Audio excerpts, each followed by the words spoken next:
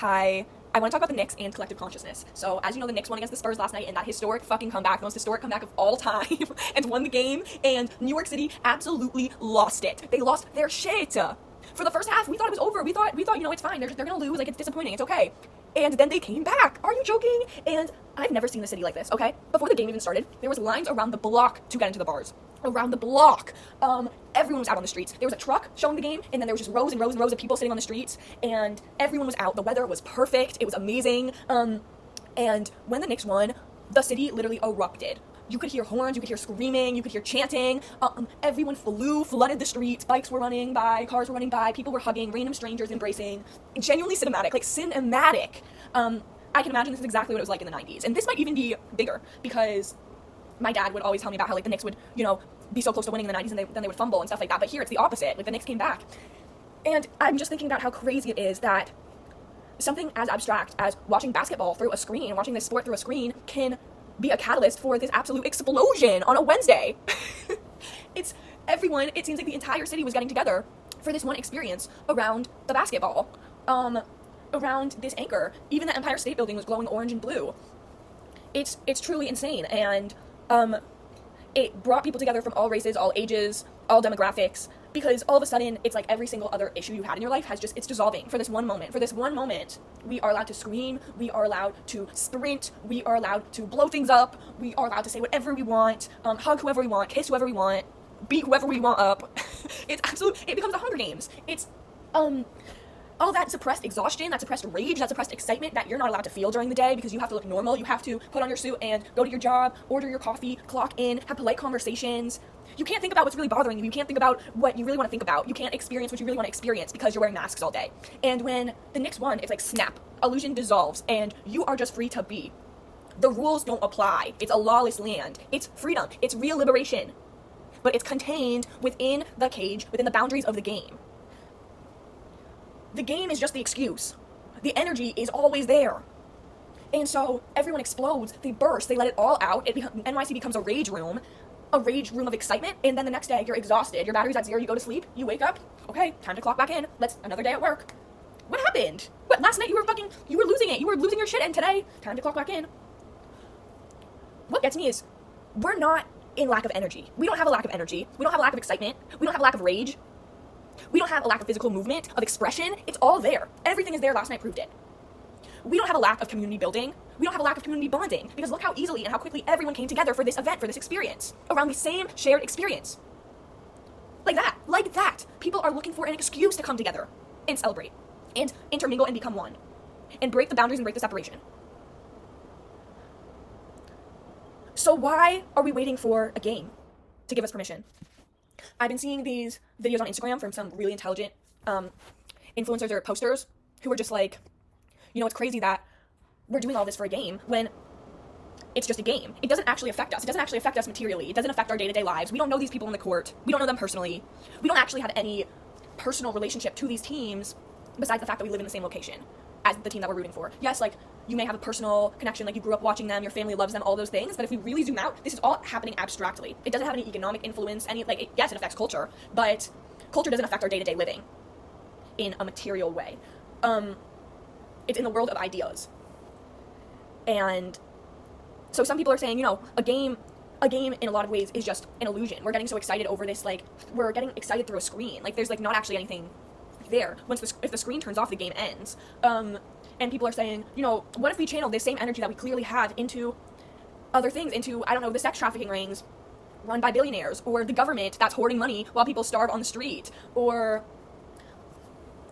affordable housing, or free water, or childcare, or free healthcare. Why aren't we flooding the streets? Why aren't we stopping the economy? Why aren't we burning down the White House? Why aren't we storming into the courtrooms? Why aren't we freeing the people who are still in jail for smoking weed 20 years ago?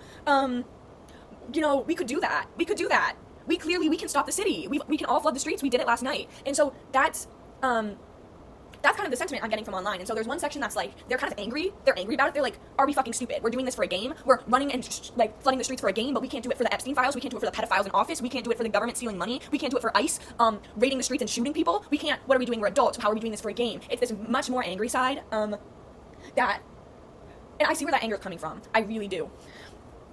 And then there's the side that is speaking more about the potential. So it's looking more at the possibility. If we can do this for a game, why can't we do this for the other things that matter, that are important, and that actually have a material impact on our day-to-day lives, like the money we make, the money we spend, the places we live, the laws we have to follow.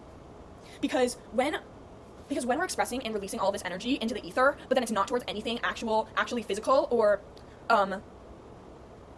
materially changing, then it basically becomes a pressure valve. So the Knicks game becomes, and just any game, like you could also look at the Super Bowl, you could look at the US Open, just any of those like boxing championships, any of those huge games that make people fucking lose it, they just become pressure valves for the suppressed anger, rage, and excitement. And so you release it all towards this abstract game, and then there's none left for what actually matters. For, you know, changing the structure of our government, which is infinitely suppressing. And when you look at it that way, these games, which are highly orchestrated, hugely marketed, completely covered by the media, they become distractions. They don't just become distractions, they become weapons of the state. They become propaganda tools, because they don't want you raging against the machine. They would rather have you raging against the team that you hate that represents fucking Ohio. They want you looking left and right instead of up. They want you screaming at a player, this basketball player who you don't know, who's just an actor, instead of storming the White House because the president raped a child. And so, you know, that begs the question, why isn't that happening? Why can't we use the collective energy towards the things that actually make a difference, towards making the change that we want to see? Why are we too exhausted to do that, but we have enough energy to swarm the streets and cheer for the Knicks, even though we have work the next day at 7 a.m., just like every day? And so, I don't believe, like I said, we don't lack the energy, we don't lack the community, we don't lack the potential for community, we don't lack the excitement, the rage, the expression, the emotion, the sadness, we don't lack any of those things. We are all fully human. We're fully human, and this proves it, and the state knows it. And so, I think the issue that we're running into isn't a lack of energy, it's a lack of imagination.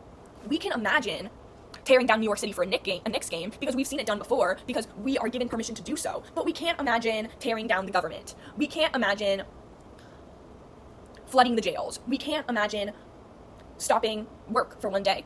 We can't imagine halting the economy. We can't imagine not showing up to our jobs the next day because we can't stand the conditions anymore. That's where we hit the wall. That's a game boundary.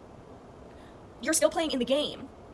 And so the game is telling you, you can lose it for the Knicks, but you can't lose it over your housing, your government, your money, your economy. You can't do that. Over capitalism, you can't do that. That's a game boundary. That's like, literally your consciousness stops there. Because that's what it's been programmed to do. Because the games are a pressure valve.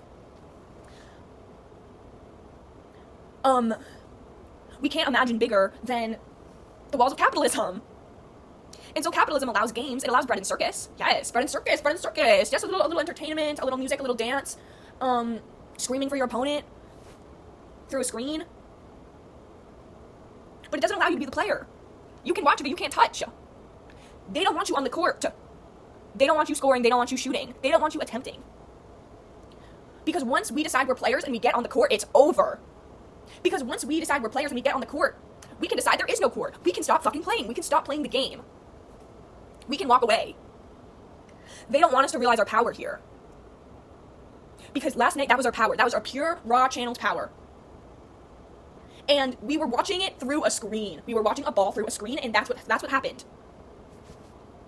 And I think most people don't realize they have that in themselves. And I think most people don't realize what that means. That if one person can change the world because they believe they can, then imagine what 10 people can do. Imagine what 100 can do. Now imagine what the entire city can do if they believe that they can do it. If they decide to step into their power and become main players. The ball isn't out there, it's right here. The ball isn't up there, it's in here.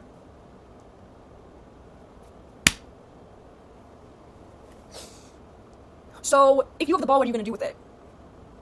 If I passed you the ball, what would you do with it? What are you going to do with it? Are you going to drop it? Are you going to drop the ball? You can do whatever the fuck you want with that ball. You can rip it line by line and shred it into pieces. You can dunk it in that hoop and bring the hoop down with it. We're not just spectators. We can't just be spectators anymore. We're not spectators anymore. As long as we think we can just watch, we're just permitted to watch, and we're just permitted to explode when they tell us we can explode, we're just permitted to celebrate when they tell us we can celebrate, we're just permitted to cry when they say we can cry. How are we any different than slaves? And I get it. The state, the boundaries of the game, they keep us in a constant state of exhaustion. Overstimulation, overworking, exhaustion. Just enough energy to turn on the game, to cheer for your team. Not enough energy to ask if the structure of the world could be different.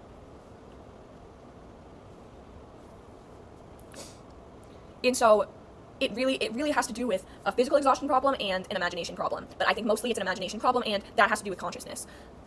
And in order to expand past the territory they gave us and write our own stories, we need to expand our minds first. We have to start thinking outside of the lines. We have to start drawing our own. We have to start dissolving the lines entirely. There are no lines. There's no barriers, there's no rules, and there's no laws. If you could start from scratch, if you could start from square zero, what would you do? What would you write? What would be your rules? What would you imagine? If you could imagine anything, any sort of world, any sort of reality, what would it be?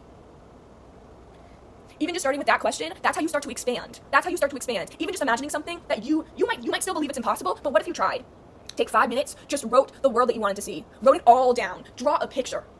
Record a voice memo. Film a video. Your wildest dreams. 5 minutes. Do it for fun. Go back to your job. Go back to your work. Open your Excel. Clock back in. But if you do that, if you try that, you will start to expand. And individual expansion is the expansion of the whole. And so if everyone just decides that they are going to expand a little bit, that they're going to try to imagine a little bit, then the collective has no choice but to expand. And it becomes too big for the container that wants to hold it. It breaks the container entirely. And when there's no container, there are no boundaries at all.